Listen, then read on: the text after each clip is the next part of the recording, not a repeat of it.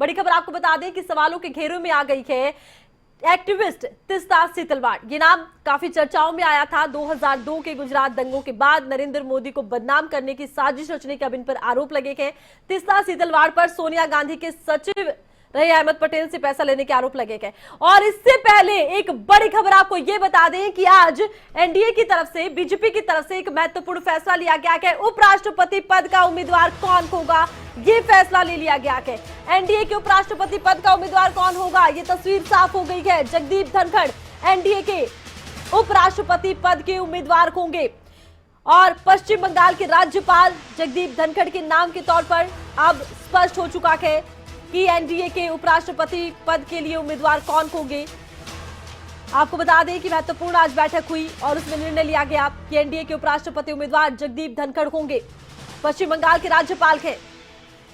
खबर पर ज्यादा जानकारी के लिए खबर अभी तक के संवाददाता अनिल मौर्य इस वक्त हमारे साथ फोन लाइन पर जुड़ चुके हैं। अनिल, बड़ा फैसला बीजेपी की तरफ से लिया गया है, कितना महत्वपूर्ण ये फैसला राजनीतिक हालात के मद्देनजर?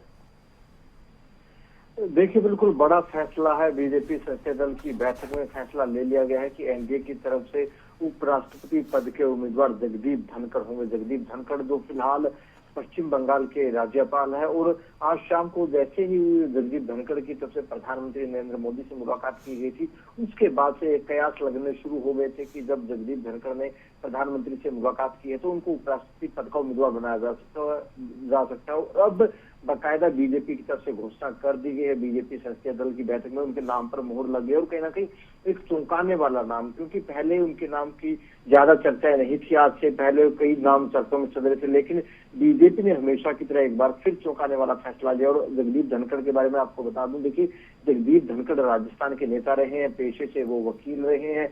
केंद्र सरकार में 90-91 में वो मंत्री भी रह चुके। उस वक्त चंद्रशेखर की सरकार होती थी, उसमें वो मंत्री रह चुके हैं। अगर राजस्थान की बात करें, राजस्थान में वो विधायक भी रह सकते हैं।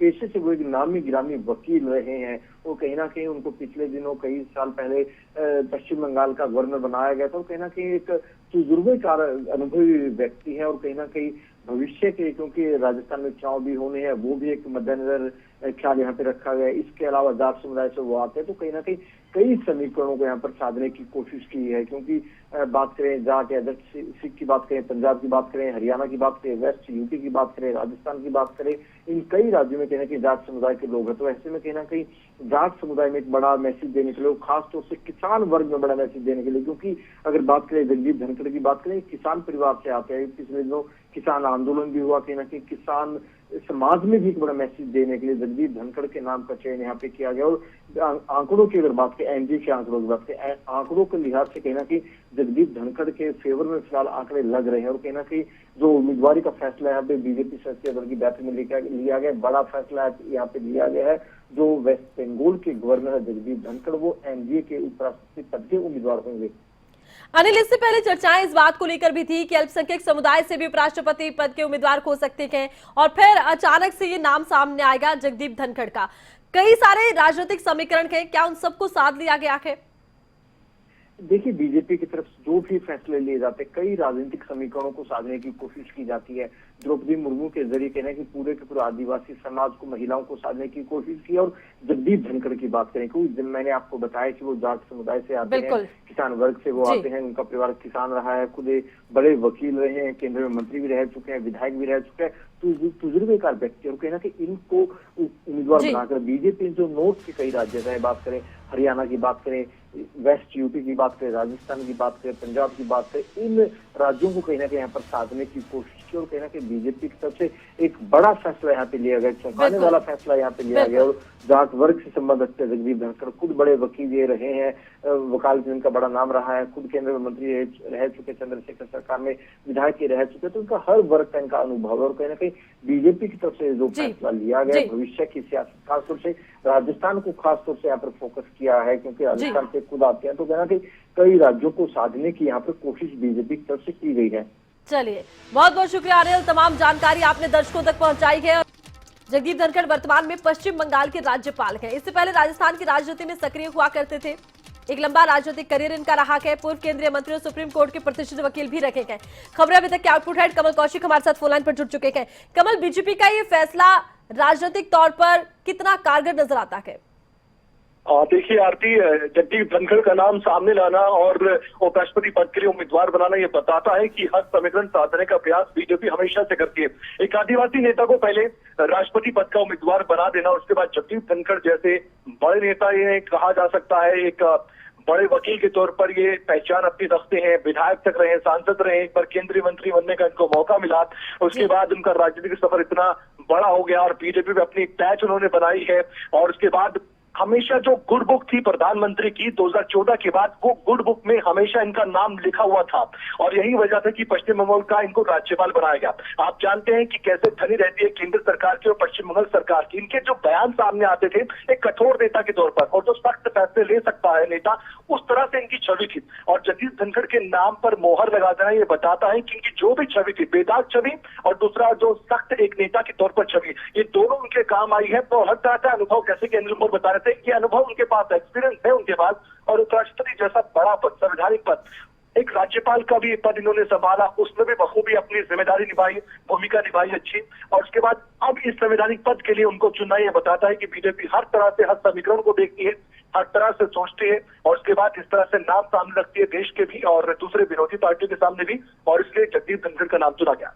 कमल, देखिए आने वाले दिनों में राजस्थान में भी चुनाव होंगे और क्योंकि राजस्थान से ही हैं जगदीप धनखड़, इसका भी कहीं ना कहीं कह सकते हैं कि बीजेपी को फायदा मिलेगा, क्योंकि इससे पहले विधानसभा चुनाव में देखा ही गया था कि जाट वोट बैंक बीजेपी के पक्ष में नहीं गया था। इसका फायदा मिलेगा बीजेपी को कहीं ना कहीं? जी बिल्कुल, देखिए हर तरह से राजस्थान में इलेक्शन होने वाले हैं और आप जानते हैं कि बीजेपी अपनी स्ट्रेटेजी के अनुसार चल रही है। जिन दिनों से आते हैं, और जेपी नड्डा ने भी ये बात कही है, और किसान परिवार से आते हैं और मेहनतकश परिवार इनका रहा है। और इनके जो भाई हैं, 3 भाई हैं, उनमें से ये एक छोटे भाई, इनके एक बड़े भाई हैं। और उसके बाद इनकी जो छवि है अपनी तरह से अपने क्षेत्र में, राजस्थान में इनकी अच्छी छवि है, जैसा कि मैंने पहले भी जिक्र किया। और हर तरह से समीकरण मैंने कहा कि बीजेपी देखती है और राष्ट्रपति का एक बड़ा पद है, ऐसे में सही कहा आपने, हर तरह से बीजेपी ने सोचा, उसके बाद ये नाम सामने आया। चलिए, बहुत बहुत शुक्रिया कमल कौशिक, आपने तमाम जानकारी दर्शकों तक पहुंचाई है। और इस वक्त मेरी सहयोगी ज्योति सांगवान न्यूज रूम से हमारे साथ एक बार फिर से लाइव जुड़ी है।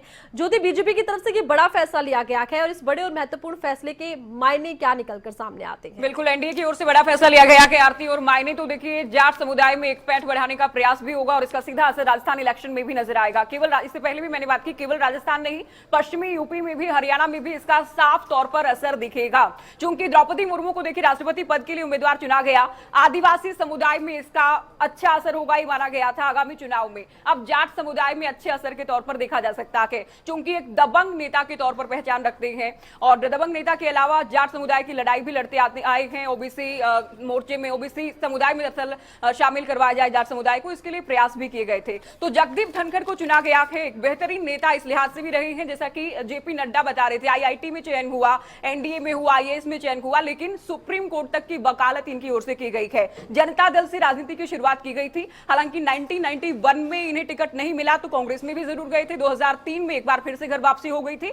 तो एक बड़े नेता बीजेपी में भी रहे हैं और इन्हें चुने जाने के पीछे आप कह सकते हैं कि सीधा फायदा जाट समुदाय में भी बीजेपी को आगामी चुनाव में मिलने वाला है। आरती, और किसान आंदोलन को लेकर देखिए विपक्ष की तरफ से कहा गया कि हम मानसून सत्र में इस मुद्दे को उठाएंगे, किसानों के मुद्दे उठाएंगे, और अब कहीं ना कहीं क्योंकि किसान परिवार से भी जगदीप आते हैं तो इसका फायदा भी मिल सकता है।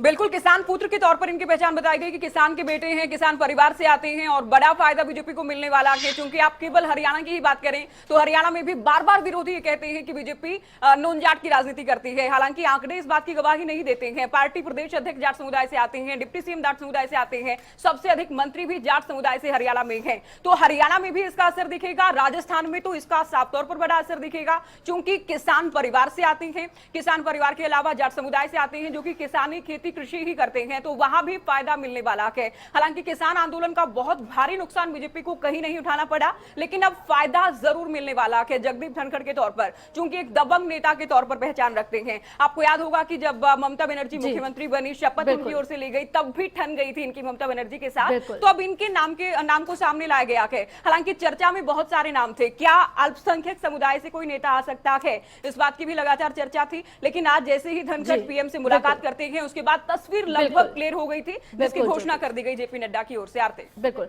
चलिए बहुत बहुत शुक्रिया ज्योति, आप जुड़ी और तमाम जानकारी आपने दर्शकों तक पहुंचाई है। तो जगदीप धनखड़ के नाम पर एनडीए ने मुहर लगा दी है और उपराष्ट्रपति पद के लिए अब जगदीप धनखड़ एनडीए के प्रत्याशी है। इससे पहले राष्ट्रपति चुनाव के लिए द्रौपदी मुर्मू का नाम सामने आया एनडीए की तरफ से, और उसके बाद कयास लगाए जा रहे थे कि उपराष्ट्रपति पद के लिए आखिर कौन सा चेहरा होगा। तो एक दबंग नेता के, जाट नेता के, किसान नेता के और एनडीए के उपराष्ट्रपति प्रत्याशी जगदीप धनखड़ को लेकर अब हर तरफ चर्चाएं हो रही हैं। आपको बता दें कि जगदीप धनखड़ की एक छवि दबंग नेता की है।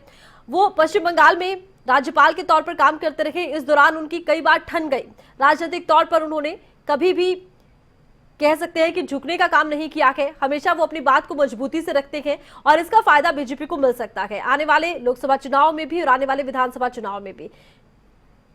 अब जगदीप धनखड़ आते हैं जाट समुदाय थे, जो जाट समुदाय की अच्छी खासी संख्या राजस्थान में है, हरियाणा में अच्छी खासी संख्या है, वहीं पश्चिमी यूपी में भी इसका फायदा बीजेपी को, एनडीए को मिल सकता है।